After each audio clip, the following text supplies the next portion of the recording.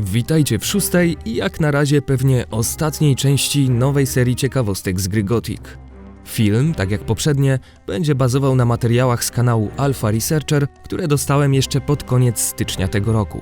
Niestety od jakiegoś czasu nie mam już kontaktu z odpowiedzialnym za kanał Dimitrijem, dlatego też serię muszę po tym odcinku zawiesić i mam nadzieję, że w przyszłości uda się ją jeszcze kontynuować, gdy obecna sytuacja na świecie się jakoś ustabilizuje.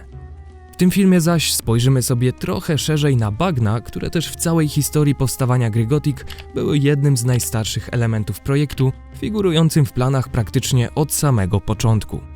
Nie będzie więc pewnie zaskoczeniem, że tak jak i w innych częściach świata gry, także i tutaj znajdziemy kilka ciekawostek. Serdecznie zapraszam. Zanim zaczniemy, chciałbym Was zaprosić do filmu prezentującego ponad półroczny projekt, którego zadaniem było przygotowanie fanowskich koszulek inspirowanych grą Gothic i który miał niedawno swoją premierę na moim kanale. Przygotowaliśmy 2 unikatowe wzory, które każdy z Was może dostać. Jest to największy pomysł dotychczas realizowany na tym kanale, a we wspomnianym filmie dowiecie się dokładnie o chociażby dostępnych rozmiarach, użytych do produkcji materiałach i wszystkich niezbędnych szczegółach. W opisie znajdziecie link do nagrania. Przejdźmy więc teraz do głównego tematu odcinka, czyli bagien i obozu Bractwa. Jeszcze w czasach, gdy gra nazywała się Orfeusz, było to jedno z miejsc, które razem ze świątynią i jaskiniami orków zbudowano najwcześniej. Co ciekawe, w bardzo wczesnym koncepcie możemy znaleźć informacje o bagnie, na terenie którego nie ma żadnego obozu i nazywane jest tylko bagnem zagubionych dusz. Tutaj na przykład możemy przeczytać, że bagno zagubionych dusz to niebezpieczne miejsce. Nikt nie wraca stamtąd o zdrowych zmysłach, a jeśli chce się usłyszeć zmarłych, to właśnie tam można ich znaleźć. Z gry wiemy, że Iberion, czyli założyciel Bractwa, początkowo przebywał w starym obozie i dopiero później, natchniony wizjami, powędrował z grupą innych skazańców na Wielkie Bagno, by założyć tam własny obóz. Być może planowano wcześniej jakiś inny scenariusz, w którym owo bagno mogło nie być jeszcze w czasie gry zasiedlone i stąd takie wzmianki, jednak nawet jeśli tak było, to szybko z tego zrezygnowano. Wczesny projekt obozu, który zaczęto na terenie owych mokradeł wznosić, bardzo mocno różnił się jednak od jego finalnej wersji.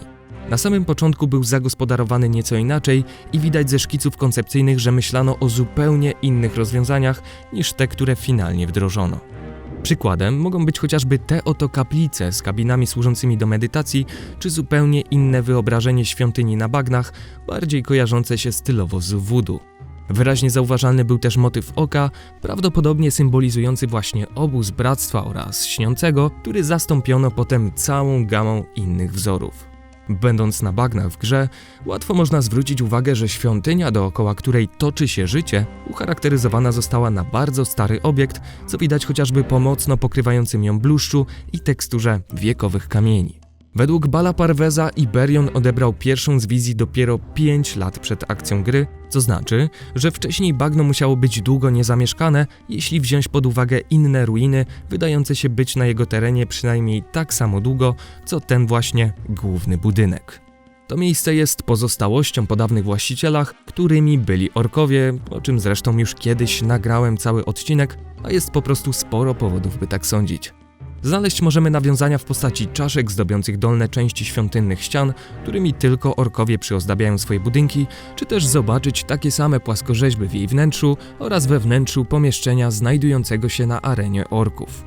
W głębi bagna zaś znajdują się na przykład te oto pale z charakterystycznymi inskrypcjami i w tym przypadku wystarczy również udać się na teren wspomnianej areny, aby zobaczyć takie same. Za palami znaleźć można również pewien bardzo ciekawy ołtarz, na który warto zwrócić uwagę. W grze bowiem takie same modele znajdują się w obozie orków i różnią tylko tym, że płonie na nich zwykły ogień. Interesujący jest jednak w tym przypadku fakt, że ten ołtarz wydaje się być czymś więcej niż zwykłym postumentem. Efekt unoszącej się nad nim magicznej mgiełki został przez twórców nazwany oddechem. Gdybyśmy więc cofnęli się teraz do gry, to był tam fragment, w którym szamanów orków nazwano synami duchów. Jestem Urszak, jestem syn ducha. Ludzie mówią szaman. Można więc wysnuć wniosek, że miejsce to mogło służyć do komunikacji z duchami. Jeśli teren był zamieszkany wcześniej przez orków, a ich szamani mogliby nawiązywać kontakt z zaświatami, to być może właśnie w miejscu, w którym znajdował się ów oddech. Tym bardziej zdaje się to podkreślać fakt umiejscowienia ołtarzyka pomiędzy świątynią a cmentarzyskiem orków na terenie mokradeł będących, jak już wiecie, pierwotnie bagnem zagubionych dusz. Prawdopodobnie mamy tutaj do czynienia z jeszcze jednym nieukończonym pomysłem, tym bardziej, że w anulowanym Gothic Sequel Świątynia Bractwa miała odgrywać kluczową rolę w końcówce gry, więc być może nie tylko ona byłaby do tego celu wykorzystana. W powyższym fragmencie konceptu możemy przeczytać, że obóz na bagnach jest właściwym miejscem do wykonania rytuału oraz, że znajduje się tam świątynia z sekretnymi przejściami prowadzącymi do dużych podziemnych komnat.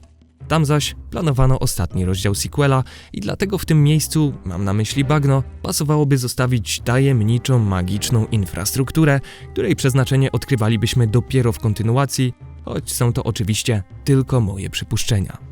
Podsumowując, założenia i plany dotyczące terenów bagna w Gothic 1 zmieniały się w trakcie powstawania gry. I po prostu tak jak w przypadku innych jej obszarów, tak tutaj mamy do czynienia w pewnym sensie z pozostałościami po różnych pomysłach, które ostatecznie jednak uczyniły ten świat paradoksalnie bardziej głębokim i interesującym. Mam nadzieję, że materiał ten chociaż trochę poszerzył waszą wiedzę o świecie pierwszej części.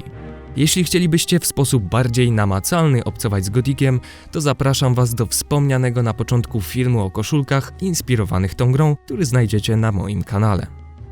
Zapraszam was też do dzielenia się swoimi opiniami i być może jeszcze innymi ciekawostkami odnośnie obozu na bagnie. Jeśli film wam się spodobał, zostawcie kciuk w górę i subskrybujcie kanał. Dzięki za uwagę i do usłyszenia.